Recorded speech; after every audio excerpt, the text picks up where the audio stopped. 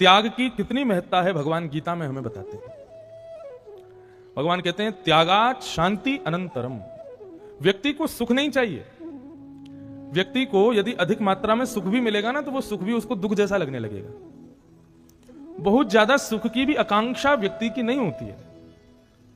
वास्तव में हमारा जो ये जीवन है, हमारा जो जन्म है, वो किस वस्तु की प्राप्ति के लिए हम लोग कर्म कर रहे हैं। आज का प्रसंग यही आएगा, क्योंकि कल के प्रसंग में हमने सुना कि श्री परीक्षित जी महाराज ने सुखदेव जी से कहा कि मुक्ति का उपाय बताओ।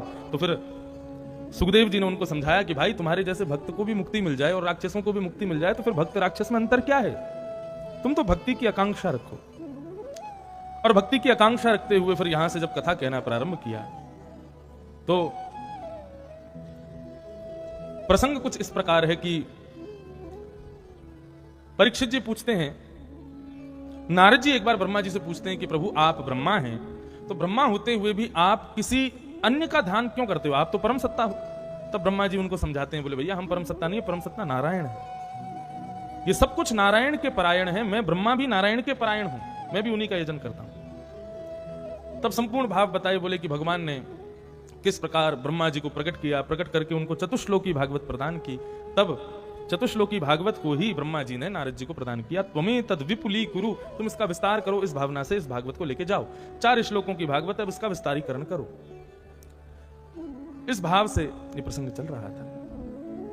और तृतीय स्कंद में वृंदावन में 2 भक्तों का मिलन होता है, विदुर और मैत्रेय मुनि। विदुर जी महाराज और श्री उद्धव जी महाराज का मिलन वृंदावन में होता है। तब उद्धव जी भगवान के स्वधाम गमन की बात विदुर जी को बताते हैं। विदुर जी बहुत दुखी होते हैं कि ठाकुर जी अपनी लीला पूरी करके चले गए। तब उद्धव जी कहते हैं, ठाकुर जी ने अपने लीला संवरण के समय मुझे भागवत धर्म सुनाया। तो विदुर जी कहते हैं कि आप वो भागवत धर्म मुझे सुनाओ। तो उद्धव जी कहते हैं कि वो भागवत धर्म सुनाने की आज्ञा मुझे नहीं, मैत्रेय मुनि को भगवान करके गए कि मेरा विदुर तुम्हारे यहां आएगा तो उसको ये भागवत धर्म सुनाना। और वही भागवत धर्म का उपदेश अब यहां पर मैत्रेय मुनि श्री विदुर जी को कर रहे हैं। ये प्रसंग है। विदुर जी महाराज मैत्रेय मुनि से प्रश्न करते हैं, हम सब लोग कर्म क्यों कर रहे हैं, इसी विषय पे आ गए। वास्तव में ये पूरा विश्व बिना काम के तो कोई नहीं रहता, लेकिन ये कर्म करने के पीछे हमारा उद्देश्य क्या है, हम क्यों कर रहे हैं। यदि किसी व्यक्ति से पूछा जाए वो कर्मरत क्यों है, तो उसका उत्तर क्या होगा। बोले कर्म करेंगे तो धन मिलेगा, और धन आएगा तो धन के व्यय में हम लोग सुख खरीद पाएंगे, घर बनाएंगे, गाड़ी बनाएंगे, धन दौलत आदि से फिर व्यापार बढ़ेगा, परिवार बढ़ेगा, सुख जीवन में आएगा। लेकिन आप यहां पर कितने सारे वयोवृद्ध भी बैठे हैं, और मुझसे तो बड़े ही बैठे उम्र में लगभग, कितनों को सुख मिल गया। इतने परिश्रम करने के बाद भी, इतना सुबह से शाम तक लगे रहने के बाद भी क्या हमको सुख की प्राप्ति हुई? नहीं। सुख कैसे मिलता है? केवल अनुभव मात्र। जैसे गर्मी के समय पर जब लू चलती है, गर्म हवा चलती है, लेकिन कभी कभी आपको अनुभव होगा कि आप बाहर बैठे हो या खिड़की खुली हुई है तो गर्म हवा में कभी कभी एक हल्का सा एक पवन का ठंडा झोंका आया और आपको स्पर्श कर देता है तो आप बड़े प्रसन्न हो जाते हो, अरे वाह ठंडी सी हवा आई थोड़ी। ठीक उसी प्रकार सुख है। दुख तो लू की तरह गर्म हवा में बहता जा रहा है, वो तो सदैव रहता ही है जीवन में। सुख केवल स्पर्श मात्र करता है हमारा। तो क्या हम लोग केवल ये स्पर्श मात्र सुख की प्राप्ति के लिए कर्म कर रहे हैं? यदि आपका उत्तर हां है तो ये हमारी कोई उपलब्धि नहीं है कि हम केवल स्पर्श मात्र सुख के लिए इतनी मेहनत कर रहे हैं। भगवान गीता में अर्जुन को बताते हैं, वास्तव में मानव को सुख चाहिए ही नहीं। क्यों? हमारे पंडित जी से पूछो, पंडित जी आपको सुख काय में मिलता है? तो पंडित जी कहेंगे कि हमको रसगुल्ला खाने में सुख मिलता है। अच्छा, बोले रसगुल्ला मिल जाए तो ये लगता है कि हम लोग वैकुंठ में हैं, स्वर्ग मिल गया, सब कुछ मिल गया, रसगुल्ला मिल गया। तो अब आदि एक केवल उदाहरण मात्र समझना। और ना ही हमारे पंडित जी को रसगुल्ला पसंद है, कहीं पहुंच जाओ लेके, नहीं है ना पसंद। केवल दक्षिणा पसंद है। वो कौन को पसंद नहीं होती, सबको पसंद है। तो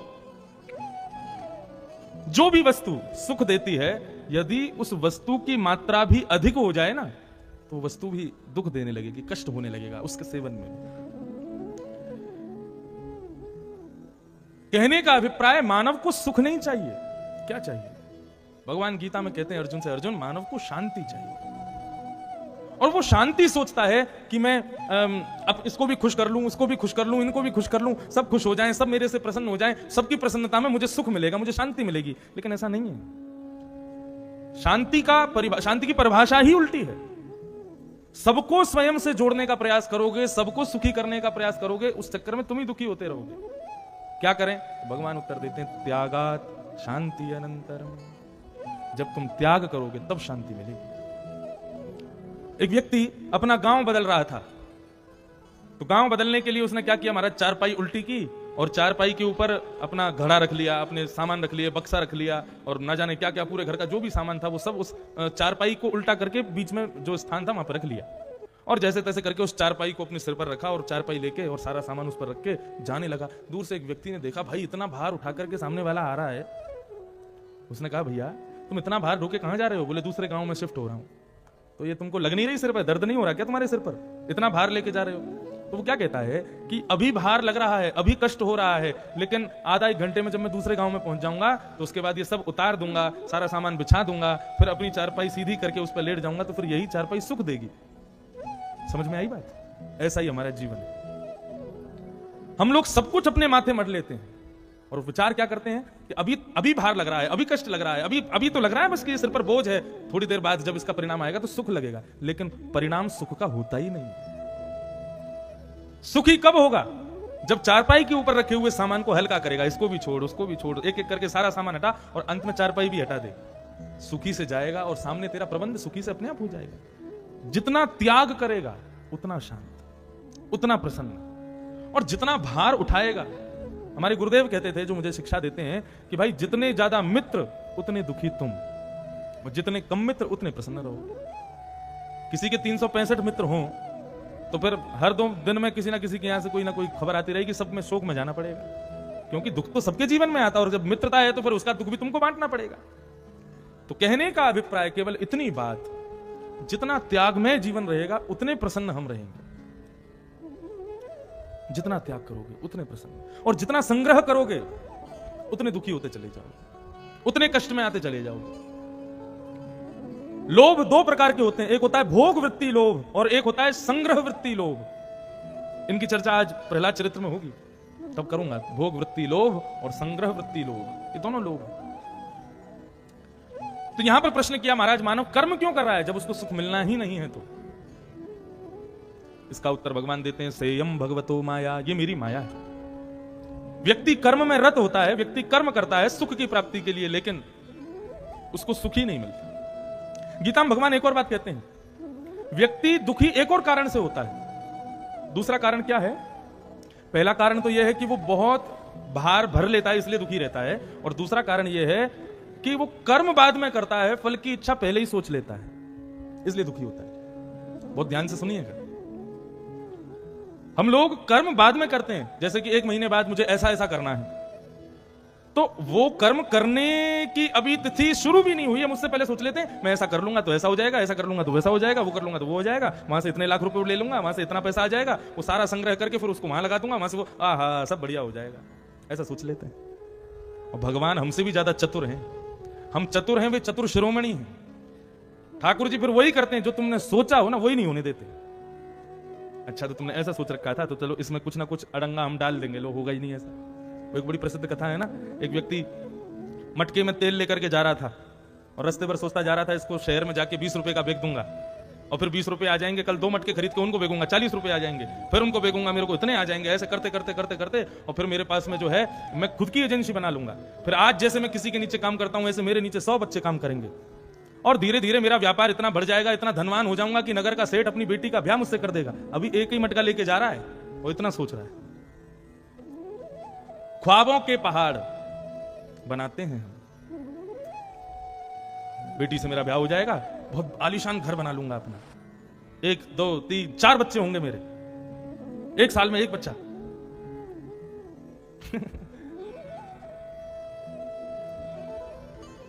लोगों की सोच होती है। 4 बालक हो जाएंगे। छोटा वाला बहुत ज्यादा परेशान करेगा मेरे को, जब कभी भी मैं दफ्तर में बैठूंगा पेन कॉपी लेके तो आके मेरी गोद में बैठा करेगा। एक दिन परेशान होकर के उसको ले जाकर के उसकी माँ की गोद में पटक दूंगा, और जैसे पटक दूंगा तो उसने मटका ही फेंका नीचे। और जैसे ही मटका गिरा, सारे ख्वाब, सारे सपने सब ध्वस्त हो गए। हमारे दुख का कारण क्या है कि हम कर्म बाद में करते हैं, फल पहले सोच लेते हैं। ऐसा करूंगा तो ये प्राप्त होगा। भगवान गीता में कहते हैं कर्म फल त्याग, कर्म कर, फल की इच्छा मत रख। कर्मण्य वाधिकारस्ते, तेरा अधिकार फल पर नहीं है, तेरा अधिकार कर्म पर है। फल देने का अधिकार मेरा है, वो मुझ पर छोड़। भगवान, हम लोग ना सोच करके पहले से ही कि ऐसा होगा, ये फल मिलेगा, हम अपना घाटा करते हैं। क्या पता भगवान ने उससे अच्छा सोच रखा हो। अरे उन पर छोड़ो ना, अपनी जिम्मेवारी अपने ऊपर क्यों रखते हो भाई। महाभारत का एक प्रसंग मुझे इतना पसंद है, इतना प्रिय है, वो जब से मैंने पढ़ा है तब से मैं ज्यादा चिंता में रहता नहीं, ज्यादा फिक्र करता नहीं, ज्यादा। ठीक है, जीवन में संकट सबके आते हैं, ऐसा नहीं है कि हम व्यास हैं तो हमारे जीवन में कोई संकट ना आता हो। कोई संत बन जाए तो उसके जीवन में संकट ना आता हो, कोई महंत बन जाए, कोई प्रधानमंत्री बन जाए। प्रधानमंत्री पोस्ट कितनी अच्छी है, कितनी ऊंची पोस्ट है, लेकिन भारत में सबसे ज्यादा चिंता यदि किसी के जीवन में होगी तो उसी व्यक्ति के जीवन में। जीवन में भगवान कुछ भी बना दे, लेकिन प्रधानमंत्री कभी नहीं बनाएंगे। बहुत चिंता वाला काम।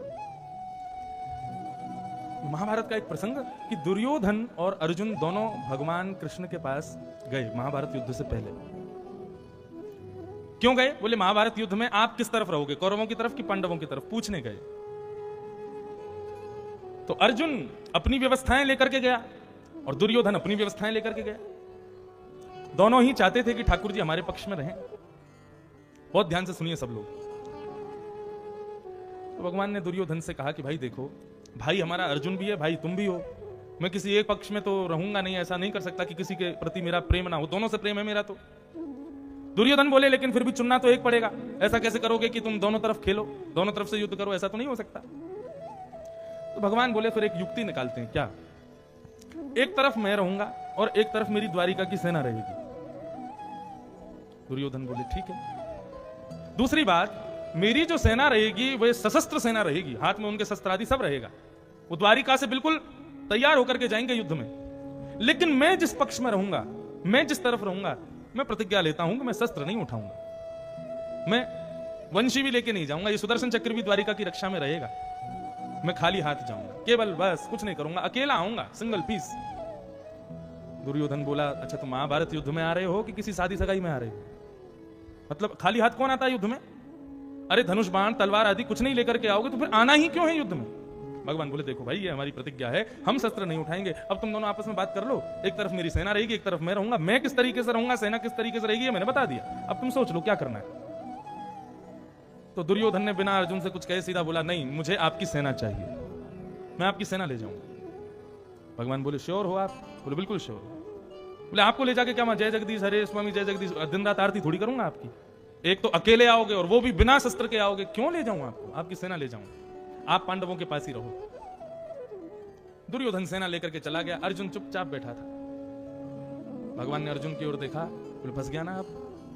अरे तू हर बार पीछे रह जाता है, दुर्योधन से पहले बोल देता कि मुझे सेना चाहिए तो बढ़िया, वैसे ही तुम पांडव इतने कमजोर हो, मेरी सेना चली जाती तो बढ़िया, थोड़ा बहुत युद्ध में काम जीत जाते थोड़ा बहुत। अब अकेला मैं आऊंगा और मैं भी शस्त्र लेके नहीं आऊंगा, ये तो मैंने उसके लिए बोला ताकि दुर्योधन तू सेना मांग ले, इसलिए मैंने बोला कि मैं शस्त्र नहीं लूंगा, लेकिन अब तेरे पक्ष में मैं ही आऊंगा। तेरा दुर्भाग्य है अर्जुन, अब तुझे मुझको ही रखना पड़ेगा अपनी तरफ। अर्जुन उठ करके भगवान के पास आया और भगवान से बोला आपको ये किसने बोला कि मैं कुछ मांगने आया था? बोले नहीं, दुर्योधन यही तो बोला कि आप किस पक्ष में। बोले वो दुर्योधन का मत था, मैं तो कुछ कहने नहीं आया, मैंने एक शब्द बोला अभी तक। बोले नहीं तुमने कुछ नहीं बोला। बोले मैं आपसे कुछ मांगने नहीं आया था और ना ही आपसे कुछ मांगने आया, ना ही आपको मांगने आया, मैं आपको भी मांगने नहीं आया था। भगवान बोले तो फिर क्यों आए थे? अर्जुन चरणों में बैठ गया, ठाकुर जी के चरण पकड़ के कहता है महाभारत युद्ध होने वाला है, मैं आपको मांगने नहीं आया, आपसे कुछ मांगने नहीं आया, मैं तो खुद को आपको देने आया हूं। आप मुझको रख लीजिए, आप मुझको शरण में रख लीजिए, मेरे स्वामी बन जाइए। करिष्ये वचनम तव, आप जो कहेंगे मैं वो करूंगा। यदि मैं आपको मांगूंगा तो आप मेरे अतिथि हो जाएंगे, फिर मैं जो कहूंगा वो आपको करना पड़ेगा। मैं इतना पागल नहीं हूं कि मैं निर्देश करूं और आप करो, मैं तो वही करूंगा जो आप कहोगे। इसलिए प्रभु ये महाभारत युद्ध है, मेरी रक्षा करो, मुझे बताओ। बंधु इसको कहते हैं समर्पण। भक्ति की 3 धारा होती हैं, पहला विश्वास, दूसरा संबंध और तीसरा समर्पण। ठाकुर जी पे पहले तो विश्वास करो, दूसरा ठाकुर जी से कोई ना कोई संबंध बनाओ, और तीसरी बात अपना सर्वस्व ठाकुर जी को अर्पित कर दो। मैं एक पद गाता हूं ना, पूर्ण समर्पण, कर्म फल त्याग। कर्म करो लेकिन फल की इच्छा मत रखो, फल त्याग दो, फल ठाकुर जी का छोड़ दो। जो आपको उचित लगे, जो आपको प्रिय लगे, वो हमें प्रदान करो। तो इस प्रकार श्री विदुर जी महाराज प्रश्न कर रहे हैं और मैत्रेय मुनि उत्तर दे रहे हैं। आगे सृष्टि का वर्णन करते हुए श्री मैत्रेय मुनि जी ने स्वयंभू मनु और शत्रुपा की कथा को कहा। स्वयंभू मनु शत्रुपा की 3 पुत्री और 2 पुत्र हुए। संपूर्ण सृष्टि कैसे बनी वो पूरी बात यहां पर बड़े विस्तार से कही गई। पृथ्वी कैसे बनी, पृथ्वी पर पेड़ कैसे बने, मानव कैसे बने, जीव कैसे बने, जंतु, उन सब का पूर्ण व्याख्यान यहां किया गया। और उसमें बताया कि महाराज ब्रह्मा जी ने अपने अंग के 2 भाग किए, जिसमें वाम भाग से शत्रुपा और दाहिने भाग से स्वयंभू मनु प्रकट हुए। ये प्रथम प्राणी हैं, प्रथम जीवात्मा हैं इस पृथ्वी के, शत्रुपा और स्वयंभू मनु। स्वयंभू मनु महाराज शत्रुपा की 3 पुत्री हुई, देवहूति, आकुति, प्रसूति। 2 पुत्र हुए, प्रियव्रत और उत्तानपाद। अब यहां पर देवहूति का प्रसंग कहा गया। श्री देवहूति जी का ब्याह कर्दम ऋषि के साथ में संपन्न हुआ। कर्दम ऋषि ने तपस्या की और तपस्या 1000 वर्ष बाद जब पूर्ण हुई तब भगवान से कर्दम ऋषि ने वरदान मांगा कि हे प्रभु, भगवान बोले वरदान मांगो। कर्दम ऋषि ने कहा कि एक ऐसी कन्या से मेरा ब्याह करा दो जो बिल्कुल सीधी सादी हो, बिल्कुल मेरे जैसी हो, जो अनुकूल हो, ऐसी कन्या से मेरा ब्याह करा दो। भगवान इतने प्रसन्न हुए, बोले तुमने तपस्या के बाद में ये मांगा मुझसे, मुझे बड़ी प्रसन्नता हो।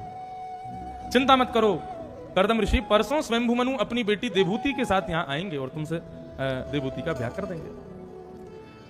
बंधुओं देखो, जीवन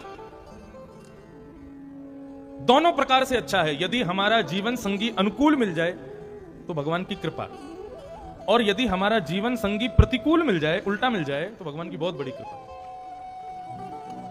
अनुकूल मिल जाए तो कृपा, और यदि विपरीत मिल जाए तो और अच्छी, ज्यादा कृपा। क्यों? आप कहोगे ऐसा क्यों बोल रहे हैं आप?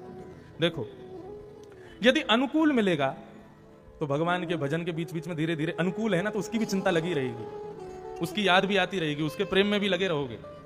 लेकिन यदि जीवन संगी प्रतिकूल मिलेगा तो भगवान के अलावा किसी की याद आएगी ही नहीं। 24 घंटा भगवान को ही भजोगे। क्योंकि घर में जाते ही तो बर्तन बजने लग जाते हैं, तो घर में मन लगेगा ही नहीं। कभी वार्ता करोगे तो सीधे तीखे बाण मारे जाएंगे ना, तो फिर वार्ता करने का मन करेगा ही नहीं। तो अनुकूल मिल जाए तो कृपा समझो, चलो दोनों मिलकर भजन कर लोगे। लेकिन प्रतिकूल मिले तो फिर एकांतवासा, झगड़ा ना जासा, बोलते रहो, तुम अपना भजन में लगे रहो।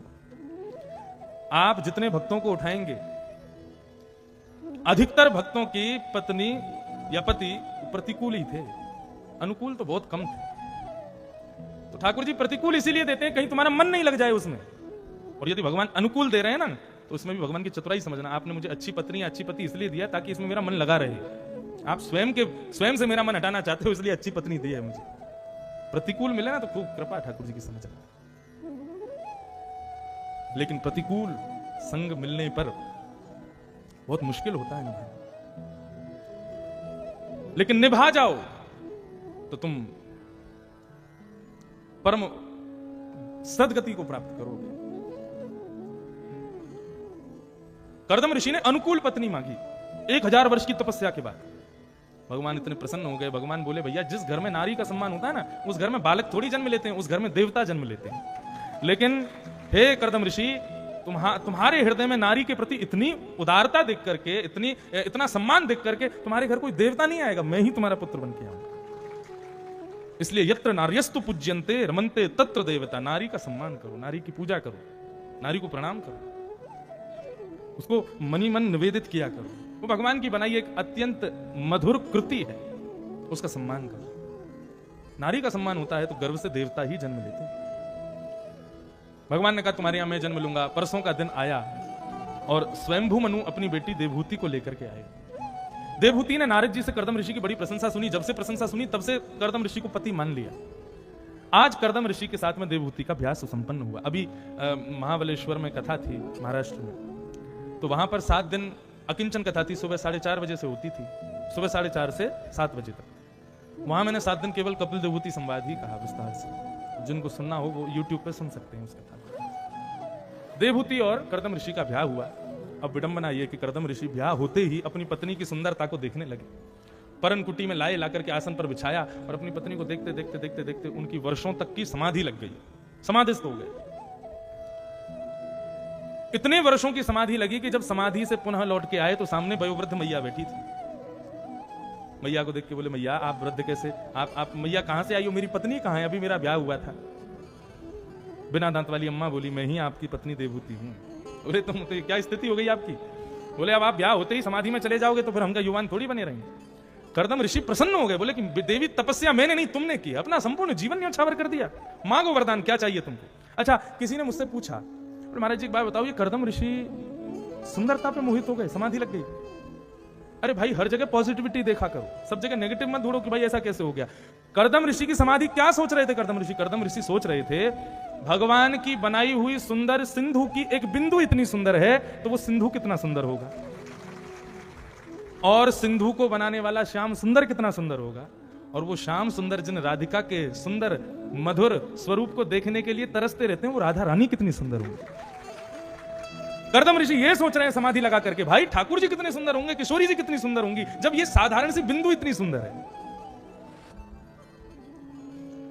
कर्दम ऋषि ने एक विमान बनाया जिसका नाम कामग विमान, सबसे पहला विमान पूरे विश्व में हमारे भारतीय ऋषि कर्दम ऋषि ने बनाया। और ऐसा विमान का वर्णन आता है महाराज, नदियां हैं, झरने हैं, तालाब हैं, पोखर हैं, सब कुछ है उस विमान में। देवहूति विमान देख करके कहने लगी, अब इस वृद्धावस्था में विमान में कहां घूमेंगे हम। तब वहां बिंदु सरोवर, वो भगवान के अश्रु बिंद ही थे, बिंदु सरोवर में जैसे ही गोता लगाया तो देवहूति फिर से नवीन स्वरूप मिला और कर्दम ऋषि के साथ पूरे विश्व भ्रमण पर उस विमान पर बैठ करके निकल गए। वर्षों तक भ्रमण करते रहे। जब लौट करके आए तो देवहूति और कर्दम ऋषि विमान से उतरे, उनके पीछे 9 कन्याएं उतर के आई, 9 बेटियां, 9 बेटियों ने जन्म लिया। कर्दम ऋषि बोले, इतनी संतान हो गई हमारी देवी, अब तुम अपनी बेटियों के संग रहो, प्रेम से पाओ, भोजन करो, भजन करो, हम जा रहे हैं वन में, अब तपस्या करेंगे। मैंने संकल्प लिया था एक संतान होते ही घर छोड़ दूंगा। देवहूति कहने लगी, कुंवारी कन्याओं को छोड़ करके जाओगे, क्या शिक्षा दोगे समाज को, आप इनका ब्याह तो करो। तो ब्रह्मा के 9 प्रजापति, उनसे 9 कन्याओं का ब्याह हुआ। कर्दम ऋषि कहने लगे, अब सबका ब्याह हो गया, सब हो गया, अब मैं जाऊं वन में। तो देवहूति कहने लगी, आप भी चले गए, बेटियां भी चली गई, मैं अकेली कहां रहूं अब। अरे एक पुत्र होता तो उसके सहारे अपना जीवन गुजार लेते। कर्दम ऋषि को याद आया, भगवान ने मुझे वचन दिया था वो मेरे पुत्र बन के आएंगे। तब भगवान की आराधना करते हुए 10वीं संतान के रूप में कर्दम देवहूति के यहां पर भगवान कपिल का प्रादुर्भाव हुआ। बोलो कपिल भगवान की। कपिल भगवान प्रकट हुए।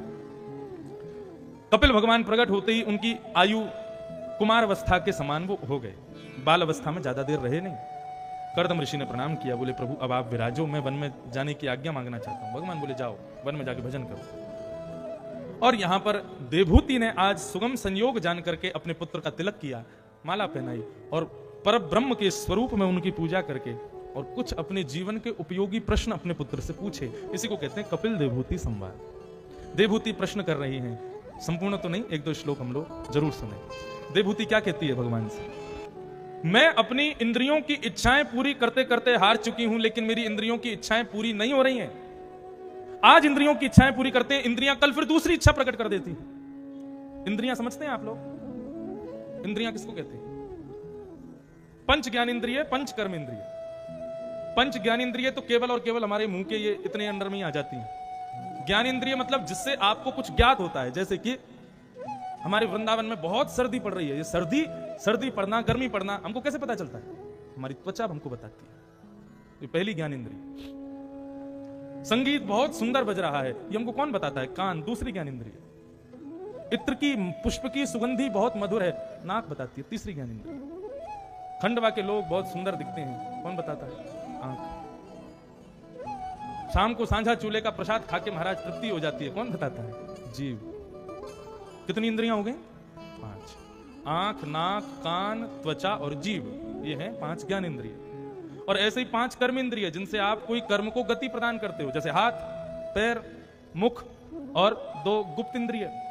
इस प्रकार से ये 10 इंद्रियां मानव शरीर में हैं। देवहूति कह रही है, मैं अपनी इंद्रियों की एक इच्छा पूरी करती हूं और थोड़ी देर बाद इंद्रिय दूसरी इच्छा कर देती है। कान कहते हैं, मुझको किशोर कुमार के गाने सुनाओ। एक बार सुना दिया, लेकिन थोड़ी देर बाद कहेंगे अब जगजीत सिंह सुनाओ, थोड़ी देर बाद कहेंगे अब अरिजीत सिंह सुनाओ। तो कानों की इच्छा बार बार पूरी करनी पड़ती है, लेकिन इन कानों की इच्छा पूरी नहीं होती। जीव को रोज बढ़िया चटोरा भोजन कराते हैं, लेकिन फिर भी जीव की प्रतिदिन नई इच्छा प्रकट होती है। क्या करें ऐसा जिससे हमारी इच्छाएं नष्ट हो जाएं, कोई इच्छा ही ना रहे, जैसा मिल जाए, जो मिल जाए, जैसी परिस्थिति हो, सब में हम प्रसन्न हो जाएं। ऐसा क्या करूं प्रभु मैं जिससे मेरी इंद्रियों की इच्छाएं समाप्त हो जाएं। मैं इन इंद्रियों की इच्छाएं पूरी करते करते हार चुकी हूं, प्रभु मेरा मार्गदर्शन करो। कितना अच्छा प्रश्न किया देवूति ने। भगवान उत्तर दे रहे हैं, मैया क्या करना है। मां, व्यक्ति की इंद्रियां बिगड़ती कैसे हैं ये जान लें तो पता चल जाएगा सुधरेंगी कैसे। हमारी इंद्रियां बिगड़ती हैं संग की वजह से। हम जैसा संग करते हैं, जैसे लोगों के साथ रहते हैं, उनको खाता पीता उठता बैठता, उनको चलता फिरता देखते हैं, उनकी गतिविधि से हमारी इंद्रियां बिगड़ने लग जाती हैं, हमारी आदतें बिगड़ने लग जाती हैं, हमारी व्यवस्थाएं बिगड़ने लग जाती हैं। इसलिए मां, यदि इंद्रियों को शांत करना है, इंद्रियों को प्रसन्न करना है, इंद्रियों को सुरक्षित रखना है, तो अपना संग सुधारो। कैसा संग करो? बोले आध्यात्मिक संग करो। बहुत ध्यान से सुनिए, संग से क्या नहीं सुधर सकता। यदि संग रहना शुरू कर दें हम किसी अच्छे सत्संगी के, तो धीरे धीरे हमारी गतिविधि बदलने लग जाएगी। मां, संग सुधारो।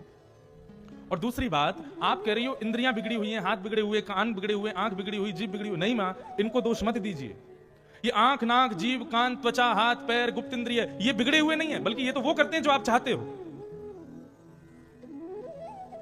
यदि आप जीभ को छोले भटूरे खिलाना चाहोगे तो वो तो खाएगी, और उसी जीव को यदि करेला की सब्जी खिलाओगे तो वो मना थोड़ी कर देगी, वो तो खाएगी।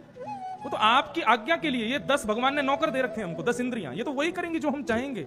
लेकिन ये चाह कहां प्रकट होती है, ये इच्छा कहां प्रकट होती है? तो भगवान कहते हैं चेतः खलवस्य बंधाय। मां, इंद्रियां दूषित नहीं है, दूषित है आपका मन, आपका चित्त।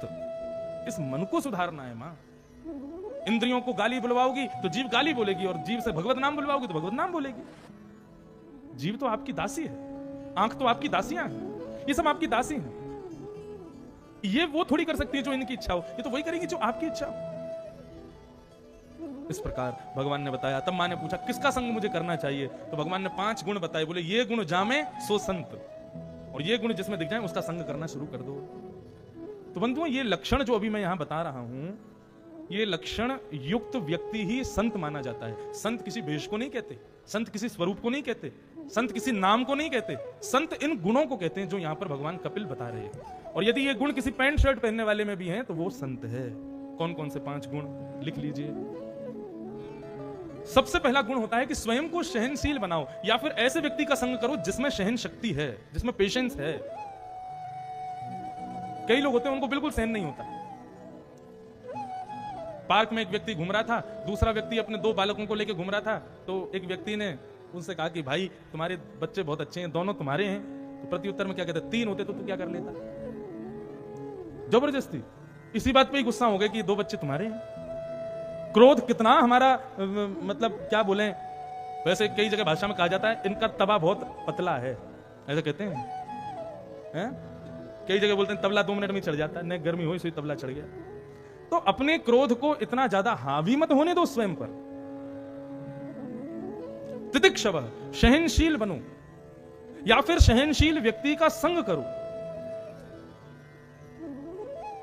एक लड़के का ब्याह हुआ, घर में नई बहू आई, उसने भोजन बनाया, भोजन बना करके सासू मां को पवाया। तो सासू मां ने पाना शुरू किया, तो दाल बनाई थी, तो दाल को खाएं सासू मां। 1 कटोरी पी गई, 2 कटोरी पी गई, 3 कटोरी पी गई। फिर बहू को बुलाया, खूब सुनाया। बहू बोली आप मुझे क्यों सुना रहे हैं, क्या कोई भोजन में कोई दिक्कत? बोले कोई दिक्कत नहीं, इसमें नमक क्यों नहीं डाला, ये दाल में नमक कम कैसे रह गया, लाओ 1 कटोरी और दो मुझे। वो पीती जा रही है और उसको सुनाती जा रही है। बहू ने सोचा कल अच्छे से बनाऊंगी। कल दूसरे दिन महाराज कढ़ी बनाई, बढ़िया सब व्यवस्थित करके जैसी सासू मां को दी। सासू मां ने जैसी कढ़ी खाई फिर से चिल्लाना शुरू उनका। बहू आई, क्या बात है माँ, आज कोई गड़बड़ी रह गई क्या? कढ़ी में सब्जी में कोई दिक्कत? नहीं, आज कढ़ी बहुत बढ़िया बनी है, सब्जी भी बहुत अच्छी बनी है, खीर भी बहुत बढ़िया। तो फिर दिक्कत क्या, आप सुना क्यों? मैं इसलिए सुना रही हूं, तुमने आज अच्छी बनाई, कल क्यों बिगाड़ दी थी? इस बात पे सुना, कल अच्छी क्यों नहीं बनाई थी? क्रोध बेवजह। आगे कथा में प्रसंग आएगा, नरक जाने वालों के लक्षण क्या हैं। जो लोग नरक जाने वाले हैं उन लोगों के लक्षण बताए गए हैं शास्त्र में। उसमें सबसे पहला लक्षण क्या है? पहला गुण अत्यंत कोप, भयंकर गुस्सा। यदि किसी व्यक्ति को बात बात पे गुस्सा आता है और पता रहता है इसको गुस्सा आने वाला है, इसको क्रोध आएगा ही आएगा और ये गुस्से में तोड़ेगा फोड़ेगा सब करेगा, भयंकर क्रोधी व्यक्ति को नरक जाने से कोई नहीं रोक सकता। दूसरा चिन्ह है कटुकाच वाणी, जो मीठा नहीं बोलता, बहुत कसैला बोलता है, बहुत ज्यादा गलत बोलता है, ये बात बात पर गाली देकर के ही बोलता है, ऐसा व्यक्ति भी नरक जाने वाला है, उसको कोई नहीं रोक सकता। कई भाई लोगों की बड़ी बुरी आदतें हो गई हैं आजकल, वो बिना गाली के बोलते ही नहीं, मजाक में भी बोलते तो उसके बिना बोलते नहीं, लेकिन शास्त्र आज्ञा है जो अपनी वाणी से सुंदर शब्दों का प्रयोग नहीं करता, दूषित शब्द बोलता है बहुत मात्रा में, ऐसा व्यक्ति भी नरक जाएगा। अत्यंत कोप, कटुकाचवाणी, दरिद्रताम च। तीसरा गुण क्या है? जितना भगवान ने दिया उसमें संतोष नहीं है, पड़ोसी का भी मेरा हो जाए, उसका भी मेरा हो जाए, बड़े भैया का भी मेरा हो जाए, छोटे भैया का भी मेरा हो जाए, पिताजी की पूरी संपत्ति मेरी हो जाए, ये भी मेरा, वो भी मेरा, इस प्रकार जिसकी भावना लगी रहती है, ऐसा व्यक्ति भी नरक जाएगा। इसको दरिद्र बोलते हैं। स्वजने शुवैरम। चौथा लक्षण, अपने परिवारी जनों से जो बैर करता है, उनसे बात नहीं करता, उनसे मिलता नहीं है, उनको निमंत्रित नहीं करता, उनसे प्रेम से हंस के बोलता नहीं है, ऐसा व्यक्ति भी नरक जाएगा। जो अपने माता पिता से ही बैर करता है। नीच प्रसंग, स्वयं मांस भक्षण करने वाला, स्वयं मद्यपान करने वाला व्यक्ति तो जाएगा ही जाएगा, उसको तो कोई रोके ही नहीं रहा नरक जाने से, लेकिन ऐसे व्यक्ति का जो संग करता है वो भी जाएगा। मतलब आप ना गलत खाते हो ना गलत पीते हो, लेकिन जिसके संग आप बैठते हो वो गलत खाता भी है, गलत पीता भी है, वो तो जाएगा, तुमको भी लेके जाएगा। उसका संग करने के दोष में आपको नरक जाना पड़ेगा।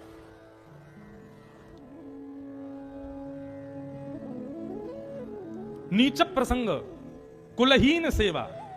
कुलहीन सेवा मतलब माता पिता से बैर करने वाले व्यक्ति की आप सेवा करो, उसको सराहना करो। तो ऐसे व्यक्ति जो माता पिता की सेवा ना करने वाले बालकों की सराहना करते हैं, उनको और सपोर्ट करते हैं, ऐसे लोग भी नरक जाते हैं। ये 7 चिन्ह जिसमें दिखे समझ जाना वो नरक जाने वाला है, ये 7 चिन्ह। तो बंधुओं, किसका संग करना है? श्री कपिल भगवान बता रहे हैं, पहला गुण होना चाहिए तितिक्षवः, सहनशीलता। दूसरा गुण होना चाहिए कारुणिका, सर्वदेहिना, समस्त देहधारियों पर करुणा करने वाला हो, यानी कि मानवों पर भी करुणा करे, जीवों पर भी करुणा करे, सब पर करुणा करे, ऐसा व्यक्ति भी, ऐसे व्यक्ति का संग करना चाहिए।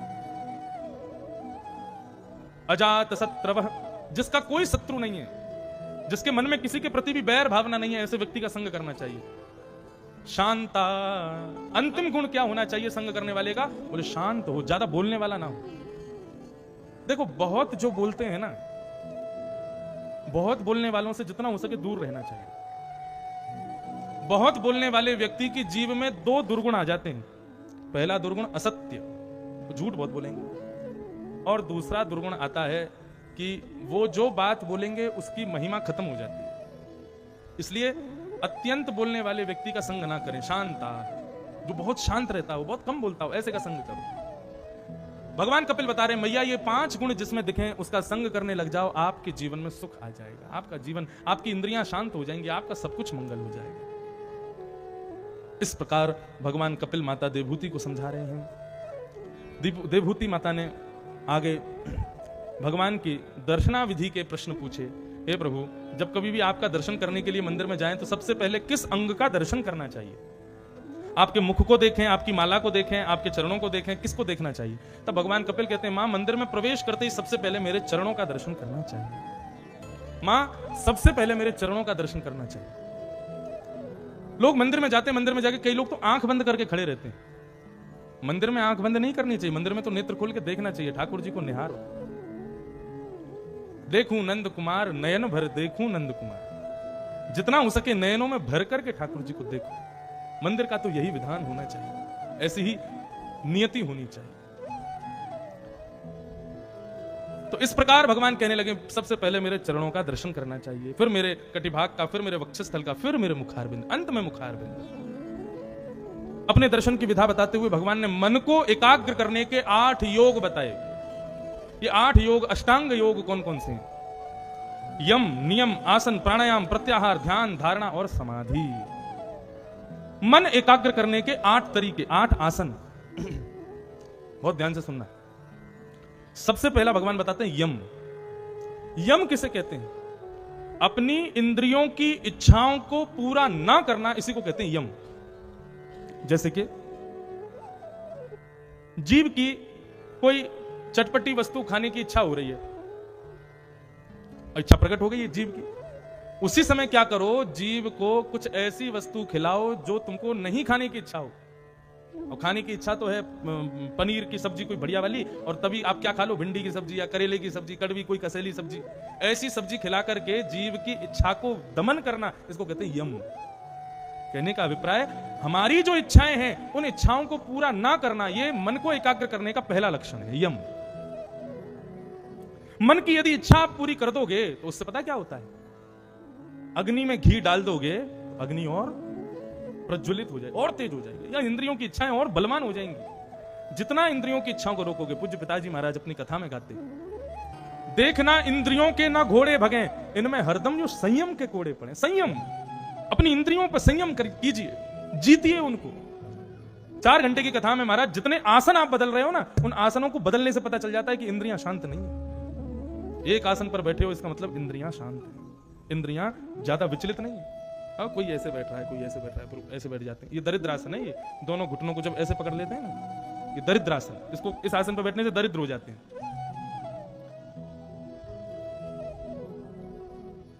एक आसन पर बहुत देर तक यदि व्यक्ति बैठ पाता है तो समझ जाओ उसकी इंद्रियां विचलित नहीं है, कंट्रोल में है। अपनी इंद्रियों को संयमित करो, अपने मन को सुमारग लगाते चलो। और जब भी इंद्रियों की इच्छाएं प्रकट होना, एक नियम अपना लीजिए। जब भी इंद्रियां परेशान करें, जब भी कोई इंद्रिय अपनी ओर खींचे, आंख कहे कि मुझको कुछ सुंदर सी चीज दिखाओ, कान कहे मुझे सुंदर सा कुछ सुनाओ, त्वचा कहे मुझे सुंदर सा कोई कपड़ा पहनाओ, मॉल लेके चलो, शॉपिंग करवा के लाओ, ऐसी स्थिति में मंदिर में बैठ करके फिर भजन करो, अपनी इंद्रिय को संयमित करो। उस समय जब भजन करोगे ना तो भजन में बहुत मन लगेगा, भजन में बहुत नियुक्ति हो। क्यों? क्योंकि जिस मन ने इच्छा प्रकट की है, सांवरे ठाकुर जी भी तो उसी मन में ही बैठे हैं। ये इच्छा प्रकट मन नहीं करता, ठाकुर जी करवाते हैं, ताकि वो देखते हैं, परीक्षण करते हैं, तुमको मैं प्रिय हूं कि ये इंद्रियां, ये इच्छाएं प्रिय हैं, मन को लुभा जाएंगे। हमारी प्रत्येक इंद्रिय फिर कृष्ण प्राप्ति के लिए कर्म। गोपी किसे कहते हैं? गो माने इंद्रियां और पी माने पीना। जो अपनी प्रत्येक इंद्रिय से कृष्ण को पीना चाहे उसको गोपी कहते हैं। या दो हनने बहनने मथनो पलेप प्रेंखें खनार भरुदितो क्षणमार जनादऊ। श्रीमद् भागवत में श्री शुकाचार्य जी वर्णन करते हैं गोपियों की परिस्थिति कैसी है। बोले दही धो रही हैं, अपने घर में चौका लगा रही हैं, कोई भी काम कर रही हैं, हर स्थिति में केवल श्याम सुंदर का स्मरण करती हैं, नेत्रों की कुछ देखने की इच्छा नहीं है। तो यम यानी कि अपनी इंद्रियों की इच्छाओं का दमन करना, यम। नियम, अपने जीवन में कोई ना कोई प्रातः काल सुबह उठते ही एक नियम जरूर मानव का होना चाहिए, जिसका आप कभी भी परित्याग ना करो, वो नियम। आसन को जीतने का प्रयास करो, एक आसन पर बहुत देर तक रहने का प्रयास करना चाहिए, मन उससे स्थिर होता है। प्राणायाम करो, तो यम, नियम, आसन, प्राणायाम, प्रत्याहार, 5वीं वस्तु है प्रत्याहार, यानी कि आहार की शुद्धि। ये बहुत बड़ी, हमारे मन को विचलित करने का बहुत बड़ा कारण होता है आहार। हम कैसा भोजन करते हैं, कहां का जल पीते हैं, कहां का अन्न खाते हैं, उससे हमारा मन बहुत विचलित होता है। इसलिए सब जगह खाना, सब जगह पीना नहीं चाहिए, बहुत मर्यादित होकर के ही भोजन प्रसाद का सेवन करना चाहिए, उससे मन एकाग्र होता है। यम, नियम, आसन, प्राणायाम, प्रत्याहार और फिर ध्यान, धारणा, समाधि, ये अष्टांग योग, ये 8 योग हैं, इनसे मन एकाग्र होता है। भगवान इस प्रकार बता रहे हैं। और इस प्रकार देवूति माता को संपूर्ण ज्ञान प्रदान करते हुए भगवान ने माता देवूति से प्रश्न किया, मैया मैंने इतना सब कुछ बताया, आपको क्या समझ में आया? तब मां ने उत्तर दिया, अहो वतस्वप चोतो गरीयान यज्जहु अग्रे वर्तते नाम तुभ्यम ते पुस्तपस्ते जुहुः स्वस्निरार्या ब्रह्मानुचुरनाम गृणन्ति एते। हे प्रभु, भक्ष का सेवन करने वाला व्यक्ति भी धन्य हो जाए यदि उसके जीव के अग्रभाग में आपका नाम आ जाए। यदि वो आपके नाम गुणानुवाद में रति हो जाए उसकी, तो आपका नाम ही उसके जीवन को परिवर्तित कर देगा, संभाल देगा, संवार देगा। इसलिए भगवान के नाम का निरंतर जिह्वा पर रस स्वादन पान करते रहो। यदि हमारे कोई विकार भी होंगे ना, तो विकार भी बदल जाएंगे। एक मेरी बात बहुत ध्यान से सुनिएगा, आज एक काम कीजिएगा। मानव के अंदर कितने अवगुण हैं ये केवल 2 लोग जानते हैं। मेरे अंदर कितने अवगुण हैं ये केवल 2 लोग जानते हैं। आपके अंदर कितने अवगुण हैं वो भी 2 ही लोग जानते हैं। एक तो भगवान जानते हैं और एक आप स्वयं जानते हैं, तीसरा कोई नहीं जानता। शादी ब्याह होने के बाद में पति जानते हो, पत्नी जानते हो, ऐसा भी नहीं। वो भी कई गुण ऐसे अवगुण होते हैं, उनको जीवन भर निकल जाता है, फिर भी पता नहीं चलता ये अवगुण था इनके अंदर। अपने उन गोपनीय अवगुणों को स्वयं अपने हाथों से कहीं एकांत में किसी डायरी में लिखिएगा। मेरे अंदर क्या क्या अवगुण हैं। देखो एक बात कहें, अपने अवगुणों को स्वीकार करना मानव का सबसे बड़ा सद्गुण होता है। हाँ, मुझ में ये कमी है, ये जो स्वीकारीकरण है ना हमारा, ये सबसे बड़ा सद्गुण है। आज रात्रि में अपने स्वयं के अवगुण लिखिएगा, और यदि आप खुद लिखने में सक्षम नहीं हो, खुद लग रहा है कि नहीं लिख सकते, तो फिर आपके संग जो बहुत समय आपके साथ में व्यतीत करते हो, उनको कह देना, भाई मेरे अंदर तुमको जो जो कमियां लगती है ना, सब लिख दो। लेकिन इसी शर्त पे कि हाँ, कमी देखने के बाद उससे लड़ोगे नहीं, कहीं उसके बाल पकड़े खींचो, ये कैसे लिख दिया, मुझ में ये भी है क्या? उसको जो लगे उसको स्वतंत्र कर दो, अभय कर दो, बोले तुम लिखो जो तुमको अवगुण लगे, या फिर स्वयं लिखिए। सच बता रहे हैं, जीवन परिवर्तित हो जाएगा उन अवगुणों को लिख करके, और फिर उन पर पहले अवगुण को आप सर्कल कर लो, बोले अब मुझे इस पर काम करना है, मुझे इस पर देखना है, इसके लिए मुझे क्या क्या औषधियां चाहिए, किस प्रकार का औषधि, मतलब मुझे क्या करना चाहिए, कैसे रहना है, क्या करूं मैं, ये अवगुण कैसे दूर हो। क्योंकि यदि एक अवगुण भी यदि जीवित हमारे भीतर रह गया, तो उस अवगुण के कारण नरक दर्शन निश्चित करना पड़ जाएगा, फिर बाद में पछताओगे। हम चाहते तो अपने अवगुणों को ठीक कर सकते थे, लेकिन हमने नहीं किया। इसलिए जीवन बहुत कम समय का रह गया है। इस कम समय के जीवन में ये भागवत आदि ग्रंथों से मिलने वाले सद्विचार, सद्भावों को जीवन में लाइए और अपने अवगुणों को सुधारिए, उन अवगुणों पर काम करना शुरू कीजिए। अपने अवगुणों को सुधारना ही सबसे बड़ा सद्गुण है मानव का। आदत बुरी सुधार लो, बस हो गया भजन। कई लोग पूछते हैं ना, महाराज जी हमें कोई नियम बता दो, हम क्या नियम क्या करें, हमें कोई भजन बता दो, कोई नाम बता दो, कोई मंत्र बता दो। अगर ये पूछने की बहुत इच्छा है तो यही सोच लीजिए, आपके जितने अवगुण हैं उन अवगुणों को सुधारने की क्रिया आज से शुरू कर दीजिए, यही नियम अपना लीजिए। जिस दिन आपके सारे अवगुण सुधर गए, उसी दिन मुक्त हो जाओगे संसार से। कि केवल ताली बजाने तक सीमित मत रखना, इसको करके देखिएगा, आपकी भलाई के लिए। भगवान का नाम हमारे समस्त प्रकार के अवगुणों को नष्ट करता है। यदि बहुत क्रोध आता है, बहुत ईर्ष्या किसी को देख करके होती है, आदि आदि ऐसे अवगुण हमारे भीतर हैं, तो देखो एक तरीका और है, अपने अवगुणों का मार्ग बदल दो। यदि अवगुण यदि आपका कोई गुण संसार के लिए प्रयोग किया जाता है तो वो अवगुण बन जाता है, और वही गुण भगवान के लिए यदि किया जाए तो वही सद्गुण बन जाएगा। जैसे क्रोध, किसी को बहुत क्रोध आता है, तो पति पे आता है, बच्चों पे आता है, परिवार पे आता है, अपने घर में काम करने वालों पर आता है, तो क्रोध उन पर करना ये विकार है, ये अवगुण है। लेकिन वही क्रोध यदि ठाकुर जी पे आ जाए ना, तो वही भक्ति बन जाएगा, वही प्रेम भक्ति बन जाएगा।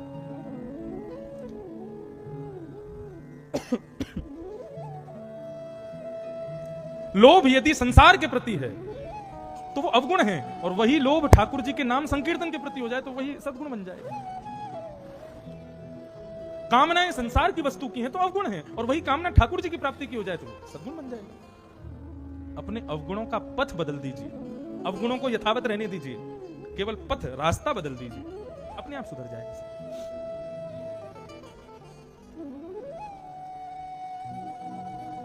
इस प्रकार देवहूति कपिल का अद्भुत संवाद हुआ। आगे देवहूति माता सिद्धता नाम की नदी बन गई, और कपिल महाराज गंगा सागर में जाकर के विराजमान हुए। बोलो कपिल भगवान की जय। इनकी देवहूति की दूसरी बहन प्रसूति का प्रसंग बताया गया, जिनके पुत्र हुए यज्ञ नारायण।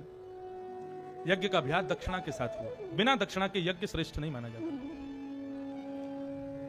देवहूति का प्रसंग सुनाया, प्रसूति का प्रसंग सुनाया, फिर आकुति का प्रसंग सुनाया। आकुति के प्रसंग के बाद प्रियव्रत का प्रसंग सुनाया, इनके भाई देवहूति के, प्रियव्रत और उत्तानपाद। तो उत्तानपाद की दो पत्नियां हैं, सुरुचि और सुनीति। सुनीति का मतलब है बुद्धि और सुरुचि का मतलब है मन।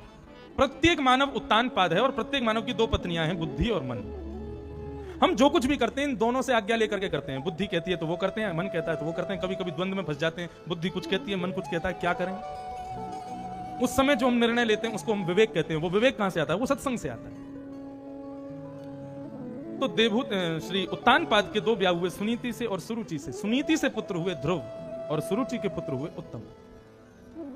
ध्रुव जी महाराज एक दिन अपनी पिता की गोद में बैठने के लिए जाने लगे तो छोटी मां ने फटकार दिया, बोले कि इनकी गोद में यदि बैठना चाहते हो तो वन में जाओ, वन में जाके भगवान का भजन करो। भजन करके भगवान जब प्रसन्न हो जाएं तो उनसे वरदान मांगना कि मैं छोटी मां के गर्भ से जन्म लूं, तब तुमको पिता की गोद में बैठने का अधिकार प्राप्त होगा। मन के मार्ग पर जब हम चलते हैं, बहुत ध्यान से सुनिएगा, मन के मार्ग पर जब हम लोग चलते हैं तो मन सदैव मानव को वो देना चाहता है जिसमें मानव को प्रसन्नता होती हो, जिसमें मानव को चैन मिलता हो, जिसमें मानव को आनंद मिलता हो। लेकिन व्यक्ति जब बुद्धि के मार्ग पर चलता है तो बुद्धि सदैव वो क्रिया करवाती है जिसमें मानव थोड़ा पारिश्रमी बनता है, थोड़ा परिश्रम करना पड़ता है। कथा में आना, पहली बार कथा में जब कोई व्यक्ति आता है तो वो मन के मार्ग से नहीं आता, वो बुद्धि के मार्ग से आता है। और जब बुद्धि के मार्ग से कथा में आना शुरू करता है तो धीरे धीरे धीरे धीरे मन भी उसी मार्ग पर आनंदित हो जाता है, तो मन बुद्धि दोनों कथा में लेके आते हैं। लेकिन कई बार एक तरफ कथा चल रही है, दूसरी तरफ कोई और मनोरंजन का कार्यक्रम चल रहा है, तो हमारी बुद्धि और मन दोनों विचलित हो जाते हैं। बुद्धि कहती है कथा में चलो, मन कहता है नहीं मनोरंजन के कार्यक्रम में चलो, क्योंकि मन वही देता है जिसमें मन का रंजन होता हो, लेकिन बुद्धि हमें वो करवाती है जिसमें मन का मंथन होता हो। कथा मनोरंजन नहीं है, कथा मन मंथन है।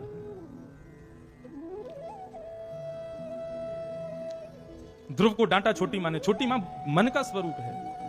ध्रुव को डांटा, ध्रुव रोते रोते अपनी मां के पास गए। ध्रुव की मां सुनीति ने समझाया, बेटा क्या हुआ? ध्रुव ने शिकायत नहीं की। बालकों को शिकायत करने की आदत माताएं कभी ना सिखाओ। शिकायत जो बालक बहुत करते हैं बचपन से ही, चुगली करना, शिकायत करना, ये सदलक्षण नहीं है बालकों का। कोई घटना हो जाए, किसी प्रकार की कोई बात हो जाए, उसको जितना गोपनीय रखना बालकों को सिखाओगे उतना भलाई है भविष्य के लिए। ध्रुव जी ने शिकायत नहीं की छोटी मां की। दासी ने आकर के बताया, बोले छोटी मां ने डांटा है ध्रुव जी को आज। तब मां ने गोद में लिया, ध्रुव को समझाया, बेटा तुम रोते क्यों? मां ने क्या कहा? मां ने यही तो कहा कि तुम वन में जाकर के भगवान का भजन करो। ध्रुव बोले नहीं, मां ने यह भी कहा कि वन में जाकर भजन करो, भगवान जब प्रकट हो जाए तो कहना मैं छोटी मां के घरों से जन्म लूं। सुनीति ने कितना अच्छा समझाया ध्रुव को। सुनीति कहती है, ध्रुव स्वयं को हंस बनाओ। हंस का स्वरूप होता है, पानी और दूध मिले हुए हो ना तो हंस दूध पी जाता है, पानी छोड़ देता है। स्वयं को हंस बनाओ। सामने वाला क्या कह रहा है तुम केवल उतना ही सुनो जो तुम्हारे लिए उपयोगी है। वो अतिशयोक्ति जो बोल रहा है उसको मत सुनो। छोटी माता ने कहा वन में जाके भगवान का भजन करो, केवल इतना ही सुनो। उसके आगे उसने क्या कहा? उसको भूल जाओ, तुम वन में जाओ, जाओ बेटा अभी से चले जाओ, भजन करो। 5 वर्ष के ध्रुव जी छोटे से अपनी मां को प्रणाम करते हैं और वन की ओर प्रस्थान कर रहे हैं। श्री नारद जी महाराज जैसे देखते हैं ध्रुव छोटा सा बालक वन में जा रहा है, परीक्षा लेने के लिए आ गए। बेटा कहां जा रहे हो? वन में जा रहा हूं। किस लिए?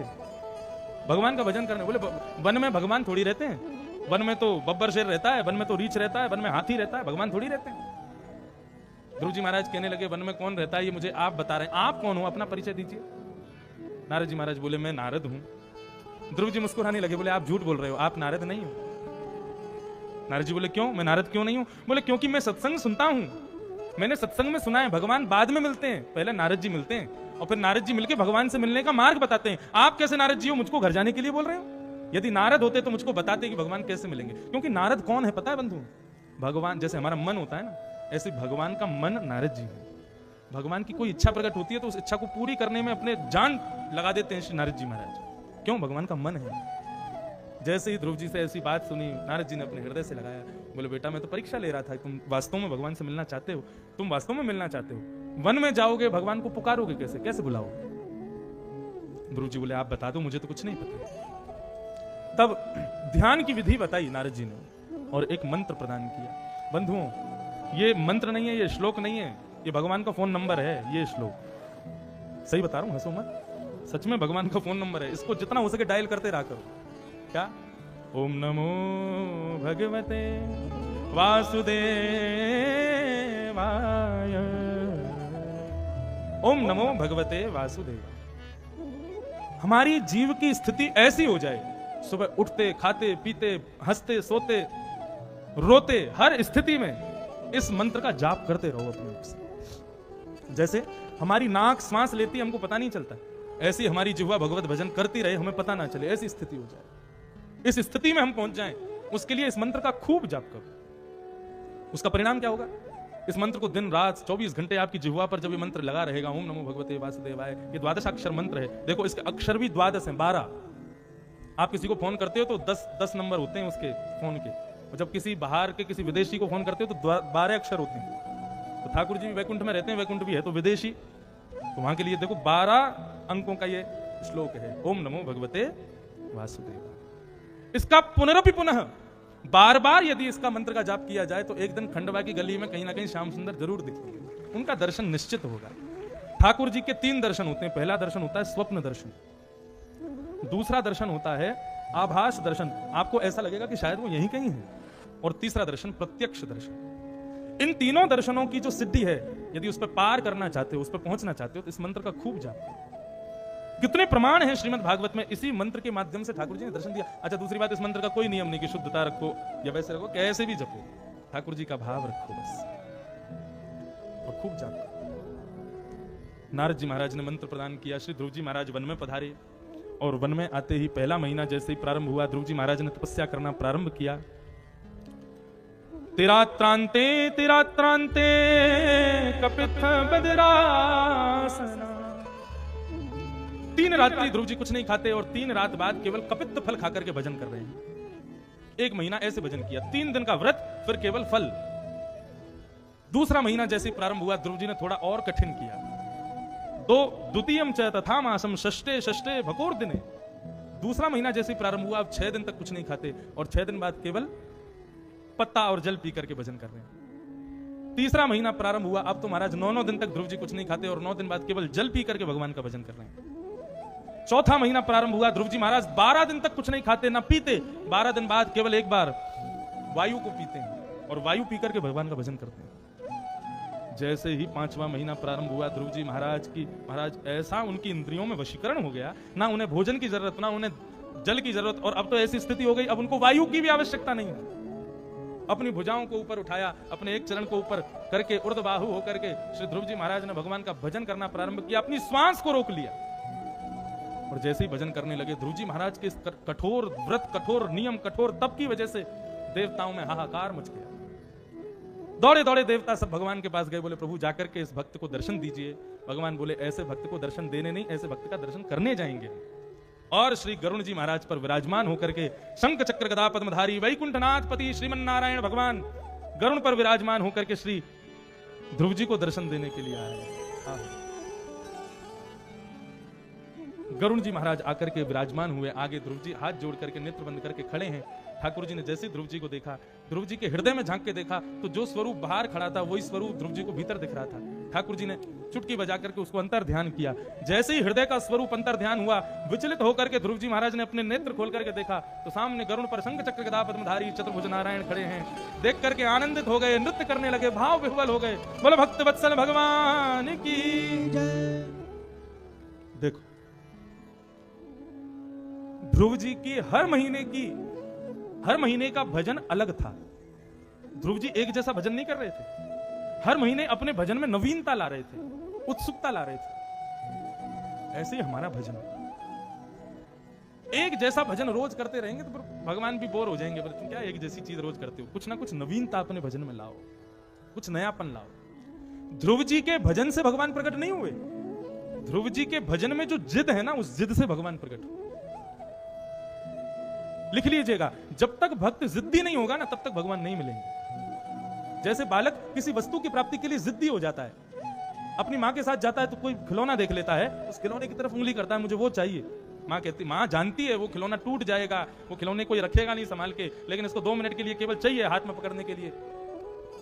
माँ नहीं दिलाती तो क्या करता, बिखर जाएगा, हमारा जमीन पर गिर जाएगा। कई बालक तो बहुत ज्यादा ही ऊंचे क्लास के होते हैं, छोटे छोटे बालक सिर पटकने लगते हैं जमीन पे, बोले दिलवाओ मुझे। जब बालक को ऐसा जिद्दी देखती है माँ, तो क्या करती है, अंत में हार के वो खिलौना दे देती, बोले ले रख इसको पकड़।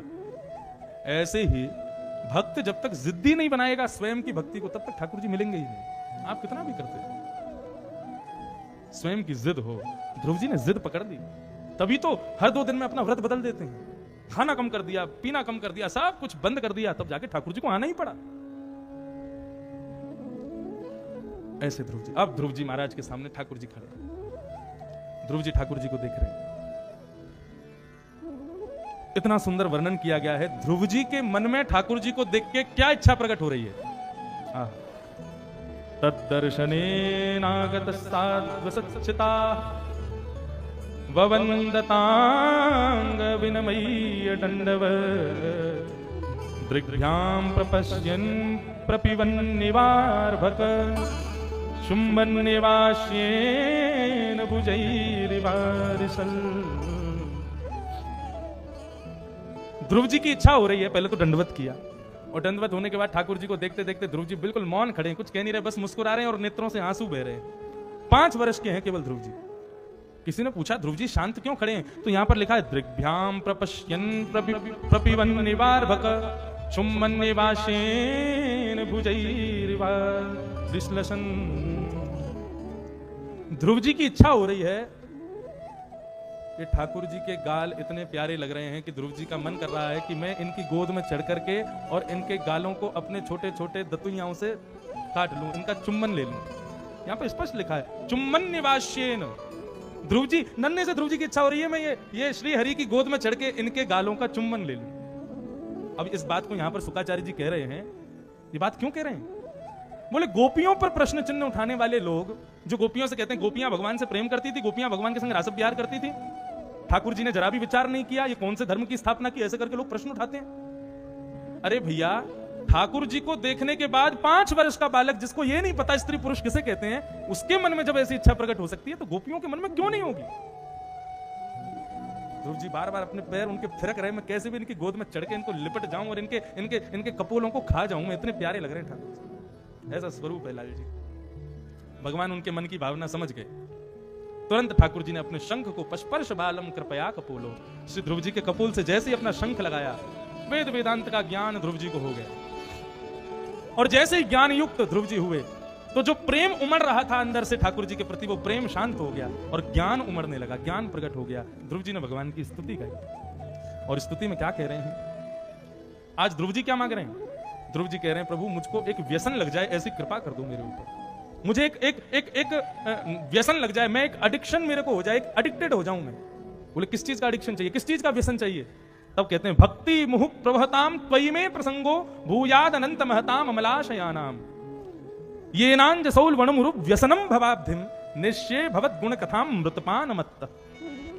आपकी मंगलमयी कथा का व्यसन मुझको लग जाए, ऐसी मुझ पर कृपा करो। मैं आपको कभी ना मिलूं, आपकी कथा सुनाने वाले कथाकारों के पंडाल में जाकर के बैठ करके आपकी मंगलमयी कथा को सुनकर के उसी में डूबा रहूं, ऐसी कृपा मुझ पर कर दो। भगवान को नहीं मांगा, भगवान की कथा को मांगा। बोले क्यों? बोले प्रियतम जब सामने होता है तो नेत्रों के सामने होता है, लेकिन जब प्रियतम कथा के माध्यम से जब दिखता नहीं है ना, तो कथा के माध्यम से रोम रोम में प्रकट हो जाता है। इसलिए प्रभु हमको नेत्रों के सामने आप नहीं चाहिए, हमको रोम रोम में आप चाहिए। अब देखो यहाँ पे ठाकुर जी नहीं है, ऐसा नहीं है ठाकुर जी नहीं है, लेकिन दृश्यमान नहीं है, दिख नहीं रहे हैं। क्यों? कहां है? हम सबके रोम रोम में। बंधुओं कभी कथा सुनते सुनते यदि नेत्र सजल हो जाए, आंखों में पानी आ जाए, हृदय थोड़ा सा विचलित हो जाए, तो समझना निश्चित ही कथा में भ्रमण कर रहे गोपाल जी ने आपका स्पर्श किया है, इसीलिए आप भावावेश में आ गए। ये कथा का व्यसन मुझको चाहिए प्रभु, ऐसी कृपा मुझ पर कर। ध्रुव जी महाराज ने कथा का व्यसन मांगा। ध्रुव जी पर कृपा करके भगवान वहां से अंतर ध्यान हो गए। इसलिए ध्रुव जी महाराज ने 36,000 वर्ष तक राज्य किया। आगे श्रीमद् भागवत में अब हम थोड़ा सा क्रम और बढ़ाएं। आज कृष्ण जन्मोत्सव है। ध्रुव जी के वंश में राजा अंग हुए और अंग के बेटे हुए बैन। बैन बहुत दुष्ट थे, तो सब प्रजा ने मिलकर इनको मार दिया। बैन के शरीर का घर्षण किया तो उस घर्षण से भगवान पृथु प्रकट हुए, जिनकी वजह से धरती को पृथ्वी कहा जाता है। पृथ्वी पर बंधुओं पहले समतल जमीन नहीं हुआ करती थी, केवल पहाड़ हुआ करते थे। लेकिन जिसके पहाड़ों के कारण बारिश होती थी तो सारा पानी बहकर के समुद्र में मिल जाता था, लोगों के लिए कुछ नहीं बचता था। तो सबने जाकर के भगवान से प्रार्थना की, तो पृथु महाराज ने अधिकतर पृथ्वी को समतल बनाया, इसीलिए इसको पृथ्वी कहने लगे। पृथु महाराज के प्रसंग में आता है कि इन्होंने भगवान से 10,000 कान मांगे, 100 अश्वमेध यज्ञ किए, 100वां इंद्र ने पूरा नहीं होने दिया। भगवान प्रकट हो गए तो भगवान से इन्होंने कहा कि प्रभु ऐसी कृपा कर दो, मुझे 10,000 कान मिल जाएं। भगवान बोले 10,000 कानों का क्या करोगे? बोले 2 कान आपकी कथा सुनने के लिए बहुत कम लगते हैं मुझे ऐसा लगता है मेरे रोम रोम में कान प्रकट हो जाए, मैं अपने प्रत्येक रोम से आपकी कथा सुनूं, ऐसी कृपा मुझ पर करो। इस प्रकार पृथु महाराज का सुंदर प्रसंग श्रीमद् भागवत में यहाँ वर्णन किया गया।